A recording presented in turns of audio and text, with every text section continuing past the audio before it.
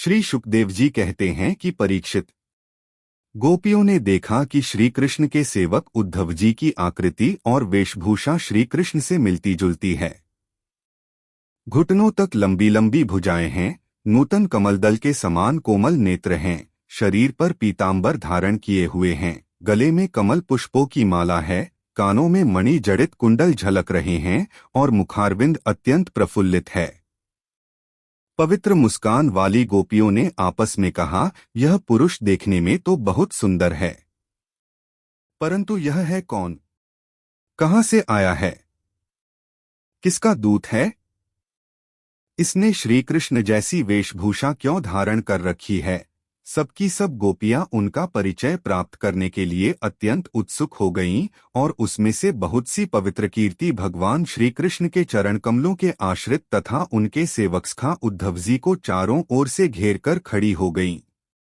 जब उन्हें मालूम हुआ कि ये तो रमारमण भगवान श्री कृष्ण का संदेश लेकर आए हैं, तब उन्होंने विनय से झुककर सलज्ज हास्य, चितवन और मधुर वाणी आदि से उद्धव जी का अत्यंत सत्कार किया तथा एकांत में आसन पर बैठकर वे उनसे इस प्रकार कहने लगीं, उद्धव जी, हम जानती हैं कि आप यदुनाथ के पार्षद हैं। उन्हीं का संदेश लेकर यहाँ पधारे हैं।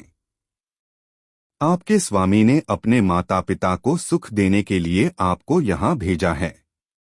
अन्यथा हमें तो अब नंदगांव में, गांव के रहने की जगह में उनके स्मरण करने योग्य कोई भी वस्तु दिखाई नहीं पड़ती। माता पिता आदि सगे संबंधियों का स्नेहबंधन तो बड़े बड़े ऋषिमुनि भी बड़ी कठिनाई से छोड़ पाते हैं। दूसरों के साथ जो प्रेम संबंध का स्वांग किया जाता है, वह तो किसी न किसी स्वार्थ के लिए ही होता है।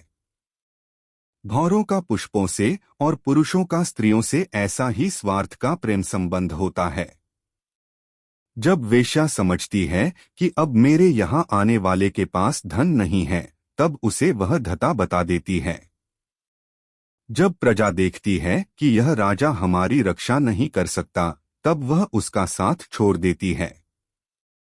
अध्ययन समाप्त हो जाने पर कितने शिष्य अपने आचार्यों की सेवा करते हैं? यज्ञ की दक्षिणा मिली कि ऋत्विज लोग चलते बने। जब वृक्ष पर फल नहीं रहते, तब पक्षीगण वहां से बिना कुछ सोचे विचारे उड़ जाते हैं। भोजन कर लेने के बाद अतिथि लोग ही गृहस्थ की ओर देखते हैं। वन में आग लगी कि पशु भाग खड़े हुए। चाहे स्त्री के हृदय में कितना भी अनुराग हो, जार पुरुष अपना काम बना लेने के बाद उलटकर भी तो नहीं देखता। परीक्षित, गोपियों के मन, वाणी और शरीर श्री कृष्ण में ही तल्लीन थे। जब भगवान श्री कृष्ण के दूत बनकर उद्धव जी ब्रज में आए, तब वे उनसे इस प्रकार कहते कहते भूल ही गईं कि कौन सी बात किस तरह किसके सामने कहनी चाहिए। भगवान श्री कृष्ण ने बचपन से लेकर किशोरावस्था तक जितनी भी लीलाएं की थीं, उन सब की याद कर करके गोपियां उनका गान करने लगीं। वे आत्मविस्मृत होकर स्त्रीसुलभ लज्जा को भी भूल गईं और फूट फूट कर रोने लगीं। एक गोपी को उस समय स्मरण हो रहा था भगवान श्री कृष्ण के मिलन की लीला का। उसी समय उसने देखा कि पास ही एक भौरा गुनगुना रहा है। उसने ऐसा समझा मानो मुझे रूठी हुई समझकर श्री कृष्ण ने मनाने के लिए दूत भेजा हो। वह गोपी भौरे से इस प्रकार कहने लगी। गोपी ने कहा, रे मधुप, तू कपटी का सखा है, इसलिए तू भी कपटी है। तू हमारे पैरों को मत छू। झूठे प्रणाम करके हमसे अनुन्य विनय मत कर। हम देख रही हैं कि श्री कृष्ण की जो वनमाला हमारी सौतों के वक्षस्थल के स्पर्श से मसली हुई है, उसका पीला पीला कुमकुम तेरी मुछों पर भी लगा हुआ है। तू स्वयं भी तो किसी कुसुम से प्रेम नहीं करता, यहाँ से वहाँ उड़ा करता है। जैसे तेरे स्वामी वैसा ही तू। मधुपति श्री कृष्ण मथुरा की मानिनी नायिकाओं को मनाया करें, उनका वह कुमकुम रूप कृपा प्रसाद जो यदुवंशियों की सभा में उपहास करने योग्य है, अपने ही पास रखे। उसे तेरे द्वारा यहाँ भेजने की क्या आवश्यकता है? जैसा तू काला है, वैसे ही वे भी हैं। तू भी पुष्पों का रस लेकर उड़ जाता है, वैसे ही वे भी निकले। उन्होंने हमें केवल एक बार हाँ, ऐसा ही लगता है केवल एक बार अपनी तनिकसी मोहिनी और परम मादक अधर सुधा पिलाई थी और फिर हम भोली भाली गोपियों को छोड़कर वे यहाँ से चले गए। पता नहीं सुकुमारी लक्ष्मी उनके चरण कमलों की सेवा कैसे करती रहती हैं।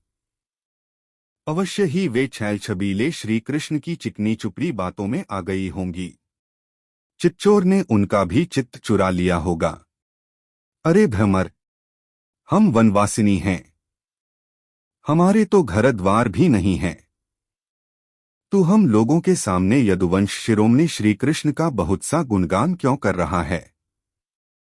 यह सब भला हम लोगों को मनाने के लिए ही तो। परंतु नहीं नहीं, वे हमारे लिए कोई नए नहीं हैं। हमारे लिए जाने पहचाने बिल्कुल पुराने हैं। तेरी चापलूसी हमारे पास नहीं चलेगी। तू जा, यहाँ से चला जा और जिनके साथ सदा विजय रहती है उन श्री कृष्ण की मधुर पुरवासिनी सखियों के सामने जाकर उनका गुणगान कर। वे नई हैं, उनकी लीलाएं कम जानती हैं और इस समय वे उनकी प्यारी हैं। उनके हृदय की पीड़ा उन्होंने मिटा दी है। वे तेरी प्रार्थना स्वीकार करेंगी, तेरी चापलूसी से प्रसन्न होकर तुझे मुहमांगी वस्तु देंगी। भौंरे, वे हमारे लिए छटपटा रहे हैं, ऐसा तू क्यों कहता है? उनकी कपटभरी मनोहर मुस्कान और भौहों के इशारे से जो वश में न हो जाए, उनके पास दौड़ी न आवे, ऐसी कौन सी स्त्रियां हैं? अरे अनजान, स्वर्ग में, पाताल में और पृथ्वी में ऐसी एक भी स्त्री नहीं है। औरों की तो बात ही क्या, स्वयं लक्ष्मी जी भी उनके चरणरज की सेवा किया करती हैं।